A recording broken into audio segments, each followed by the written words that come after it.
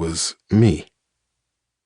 So I went back to my hotel room and wrote the first 3 chapters of what would become my darkest prayer, longhand, on hotel stationery. I read it on the train as I returned to Virginia and slowly came around to the idea that it wasn't half bad. I'm still of that opinion. Are there growing pains apparent in the narrative?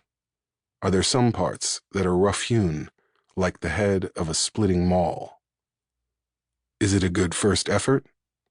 Yes, and I think so. I think what you will find in this book, apart from quite a few interesting characters, some compelling villains, and more than a few Southern colloquialisms, is the shadow of a writer finding his place, finding his seat around the campfire.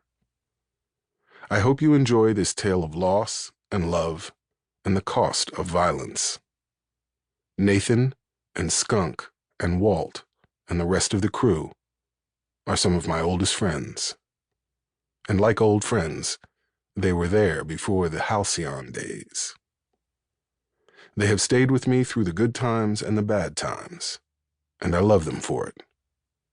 Well, that's enough maudlin reminiscing. That's not why you came here, is it? Why don't you take a seat?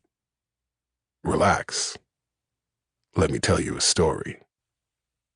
S.A. Cosby, Gloucester, Virginia, April 2022. Revenge is a confession of pain. Old Latin proverb. Prologue. I could see the headlights cut through the dark and the mist enveloping the cemetery. I knew Skunk was driving slow and easy because the lane was filled with potholes and ruts. The Gethsemane Baptist Church is located on the other side of the county, near the North River. Digging a grave behind that church is like digging a well. Many years before I was even a gleam in my father's eye, the church elders purchased a field near a grove of twisted mulberry trees. The branches looked like dancing skeletons as they were illuminated by the headlights. I was standing near a freshly dug grave covered by 2 large pieces of plywood. I leaned on my short camping shovel like it was a cane. A folding stepladder lay at my feet. Skunk pulled up and stopped his car so that his trunk was lined up with the edge of the grave. He got out, and I heard his keys jangle as he unlocked the trunk.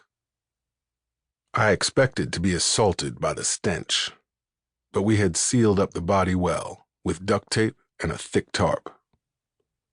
We flipped the plywood over and exposed the gaping maw of the grave. Tomorrow the gravediggers would drop a 2,100-pound concrete vault in this hole. A few hours later, a 280-pound casket would be lowered in the vault, and the whole thing would be covered with about 100 pounds of dirt. The edges would be filled in and tamped down, and then the gravediggers would move on to their next job. Only Skunk and I would know. This was the final resting place for 2 dead souls. There was a hot, greasy film in my throat, like I had drunk shots of whiskey mixed with gasoline. My mouth was rapidly filling with spit. Skunk turned and stared at me. "You all right, hoss?" he said. I gripped the shovel tight. What I wanted to say was that I didn't feel all right.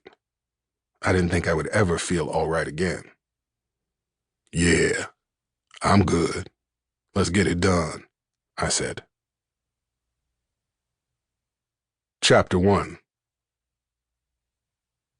I handled the bodies. That's what I say when people ask me what I do for a living. I find that gets one of 2 responses.